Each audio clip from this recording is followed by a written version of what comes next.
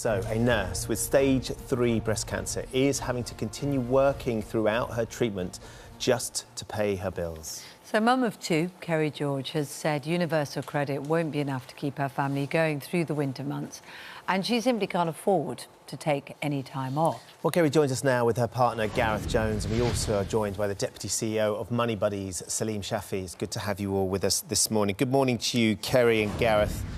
Thank you for joining us. I mean, you know, Kerry, you can't imagine what it is for you and your family to be going through what you are going through at the moment and still having to work as well in order to pay the bills. Can you just tell us what your treatment is involving as things stand right now? Well, I found a lump in my breast in the end of June, and I was quickly diagnosed with stage 3 breast cancer, which means that it has spread to the lymph. So my treatment is going to be 12 weeks of intense chemotherapy, and then I'm going to have a mastectomy and the lymph removed as well. So I'm definitely going to be off work during the operation, so I'm trying to work as much as I can through the chemo, but I'm absolutely exhausted. Of course already, you are, and Kerry. I'm only at the beginning. Yeah. I mean, of course you are, Kerry, But, and to be going through that, especially as you're a nurse who's helped so many others, feels really like hard. it should be enough to be dealing with, let alone having money worries as well. So what is your financial position? There is no sick leave under the contract you have, is that right? No, I work as an agency nurse, so I can work as and when. Yeah. So obviously if you don't work, you don't get paid, so you don't get any holiday pay or sick pay.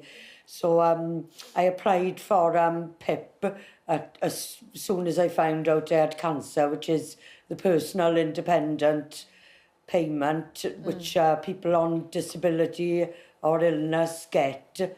Apparently it's not means tested. So I thought if I had that, along with going part-time, it would be enough. But my claim got declined yesterday on the grounds that I haven't been ill long enough. So I So have you're not no ill idea enough to claim the PIP. So as things stand, you need to work. Now, your partner... I haven't been ill for long enough. Yeah, okay. so they want you to struggle on for longer before passing it through. It's so difficult. Yeah, exactly. Yeah. a little- So if I make it through the chemotherapy, I may be entitled to £80 a week. Wow. Well, that's of course just before you come up to the mastectomy as well. So any sort of help you can get them would be hugely beneficial. Exactly. Gareth, I mean, you're sitting alongside your partner there, Kerry. How hard is it for you knowing that she's going through this chemo and still having to go out to work? It's very hard. Yeah, it's very hard. You know, when I worked, you know, I would bring a little bit of money in, you know, but I've had to give up work as well now because I've had to look after Kerry, like, you know, with my work, it takes me away for a couple of days and I can't leave Kerry that long, you know, and yeah, so it's been really difficult. Yeah. It's heartbreaking, isn't it, to be going through that. Have you been able to get any advice? Because hopefully we might be able to get some for you this morning. But what, if at all, has any advice been given to you of how to manage this? Well, the only advice that we have had is through friends and family and things, really. The Macmillan nurses have been in touch with me, but they are on annual leave at the moment. But they just need like a breakdown of all my outgoings. But as I'm still working, I'll be earning too much to claim any sickness benefit. And if I go on to the sick, then I won't be able to pick up any shifts at all. So I'm worried then with the up and coming energy prices in October. Unless I've got some money behind, there's absolutely no way that we're going to manage. Yeah, it's I don't know how terrifying. anybody's going to manage. And you've got a couple It's of terrifying. youngsters. You've got a couple of youngsters as well. Just to say, the Department for Work and Pensions say people with long-term illnesses can get financial support through schemes such as Universal Credit and the Personal Independence Payment that you manage, that you mentioned already. But I know that hasn't been helpful for you because it got declined. I know. Well, let's see if we can get you some help. We've got Salim Shafi here.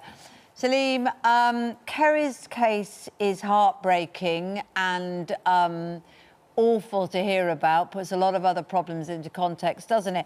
But versions of this, many people are going to be experiencing, aren't they? Either for health reasons, you know, they're having to tackle this in a cost of living crisis. So what would you advise to her and to others? Well, first of all, my heart goes out to Kerry and the family. It's a terrifying situation, and millions of people find themselves in a terrifying situation at the moment. Just with Kerry, what I'd suggest is we have a specialist team that may be able to help them appeal for the PIP. Obviously, I don't know all the details, but we're happy to see what we can do to support Kerry and the family. And there could be other benefits that they could be entitled to, and potentially other grants. And we'll have a look at the whole overall situation to see what help and support we can actually give. But we do have a specialist team that actually does deal with benefit appeals, and we've been quite successful in the past. So hopefully we could support Kerry in that way. Overall, it is a terrifying situation for the British public. I'm speaking to several directors of NHS trusts across the country asking for help and support for their staff generally. So for the circumstances that Kerry is finding herself in and other people are severely ill, this takes it to an even further degree. So it just shows you how difficult things really are at this moment in time. But there is support there, and we can certainly help. If people find themselves getting into debt or worried about it, the first thing we're always going to say is please get advice from an organisation like ourselves. Go onto the Money and Pension Service website or to Money Buddies, and you'll find you'll find sources of free, local, independent advice. And please avoid going onto those sort of websites you see on Facebook, YouTube. A lot of these organisations will find a way of charging you through the back door, and it can cost lots of money. And most of them are lead generators. So please go to the Money and Pensions Service website or to ourselves, and we'll find the local independent advice for you. There's lots of good quality, high quality, free advice out there.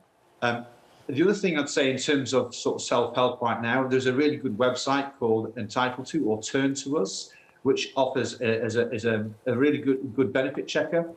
And that'll help you find out what you're entitled to and what the government owes you. Sometimes some people find it not easy to use. It is quite easy to use relatively. Contact an organisation like ourselves and we'll go through it with you. And also contact local authorities as well, because they've got the household support scheme that could help with immediate relief as well.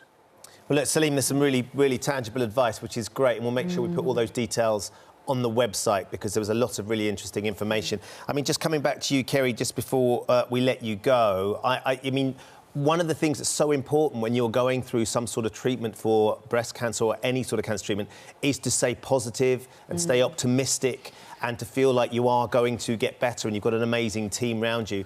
How are you finding that? What is your prognosis and what are the care team saying about the position you're in?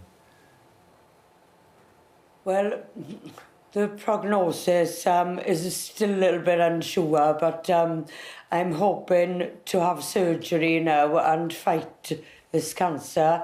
I've got an amazing team of friends in work who set up a GoFundMe page, and that has helped a real lot. There's been loads of donations gone into that, and just the general support from my friends in work. I don't know how I would have managed without them.